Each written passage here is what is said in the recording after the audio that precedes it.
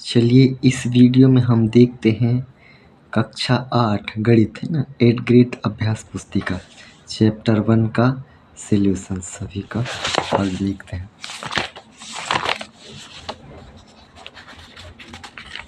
Chapter 1 है ना अध्याय 1 परिमेय संख्या, इसके सभी का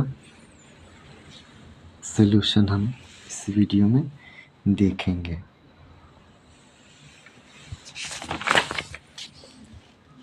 तो पहला प्रश्न है, शून्य के लिए निम्नलिखित में से कौन सा कथन सत्य है? तो परिमेय संख्याओं के योग के लिए तत्समक वह होता है जिससे हम पर योग तत्समक, तो योग के लिए तत्समक वह संख्या होता है जिसको जिसमें जोड़ने पर वही संख्या प्राप्त हो। मान के चल कोई परिमेय संख्या 1/2, अब इसमें क्या जोड़ा जाए कि 1/2 ही आ जाए योग में, तो क्या जोड़ा जाए? तो योग तत्समक वही होता है जिसमें क्या जोड़े तो 2 ही आ जाए, तो 0 जोड़ेंगे। क्या जोड़ेंगे? 0। तो शून्य क्या है? एक योग तत्समक है। शून्य क्या है? एक योग तत्समक है। परिमेय संख्याओं के योग के लिए शून्य क्या है? जिस शून्य को जोड़े इस 1/2, क्योंकि ये परिमेय संख्या है, इसमें जब हम शून्य को जोड़ते हैं तो हमें उतना ही प्राप्त होता है। इसलिए शून्य क्या है? परिमेय संख्याओं के लिए योग, परिमेय संख्याओं के योग के लिए तत्समक है। ये जो शून्य है तत्समक है, क्योंकि जब हम ये परिमेय संख्या में शून्य को जोड़ते हैं तो उतना ही हमें मिलता है। और इस प्रकार ए नंबर सही है, तो इस ए नंबर वाले में आप गोला कर लीजिए, ठीक है ना। इस प्रकार दूसरा प्रश्न में चलते हैं कि 2/3 की समतुल्य परिमेय संख्या क्या है? तो 2/3, तो देखो इनको काटते हैं तो 2 एकम 2 और 2 तिया 6, तो ये 2/3 आ गया ना, तो ये सी नंबर क्या हो जाएगा? सही हो जाएगा। तो सी नंबर में यहाँ पर गोला लगा लीजिए। इस तीसरा में चलते हैं, निम्नलिखित में से कौन सी संख्या अपने मानक रूप में है जिसको हम तोड़ नहीं सकते, है ना। इसको तो तोड़ सकते हैं, 0 से 0 काटे, ये भी तो ए ऑप्शन नंबर सी आपका 1/2 ये का सही है ना। इसी प्रकार चौथा क्वेश्चन है कि 7/2 मीटर लंबाई वाले कपड़े में से 3/5 मीटर कपड़ा काटने पर कितना शेष बचेगा? मतलब इनको हमें घटा देना है ना।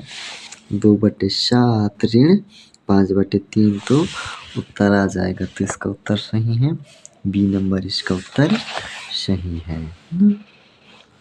इसी प्रकार पांचवा है कि एक आयताकार भूमि की लंबाई 17/2 मीटर और चौड़ाई 13/5 मीटर है, तो भूमि का परिमाप क्या होगा? भूमि का परिमाप क्या होता है? इन दोनों को उड़ देंगे तो ये आ जाएगा, है ना।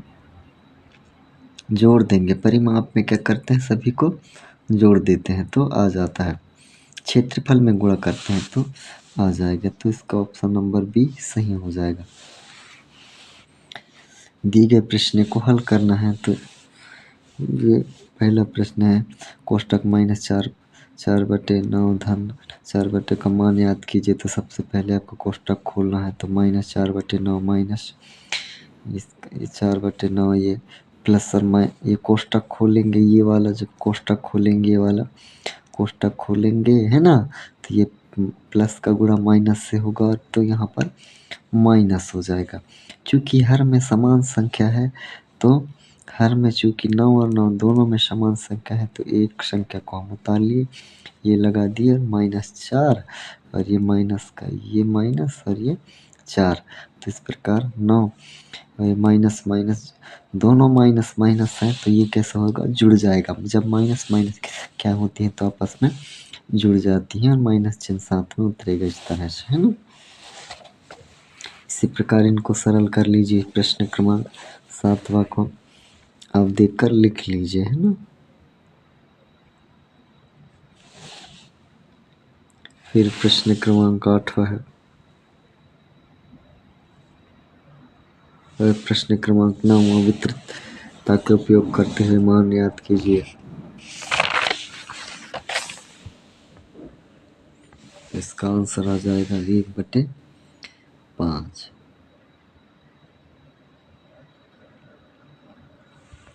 फिर है प्रश्न क्रमांक 10वां।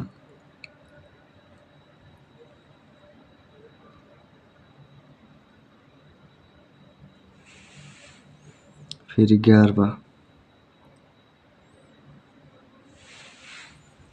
12वां प्रश्न,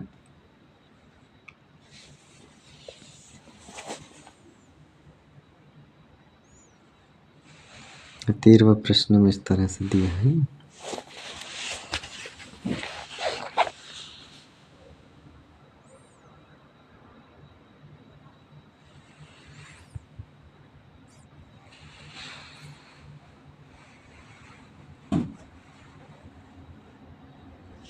देखो 15वें प्रश्न में क्या है, इनको सभी को जोड़ेंगे तो 34/9 आना चाहिए।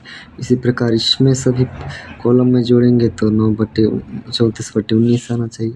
इन सभी को जोड़ें तो 34/19, इन सभी को जोड़ें तो 34/19। इसी प्रकार इसमें है रो में, इनको सभी को जोड़ें तो 34/19, सभी इस तरह के जोड़ें सभी को तो 34/19 आना चाहिए। इसी प्रकार इसमें विकर्ण में इसको अगर इसको जोड़ें तो 34/19 आना चाहिए। इसको और इसको जोड़ें तो 34/19 आना चाहिए। तो इस तरह से हम इनको खाली स्थान में हम भर सकते हैं कि 34 हर कॉलम या रो में जोड़ें तो 34/19 आए, उस आधार से हम इनको भर सकते हैं।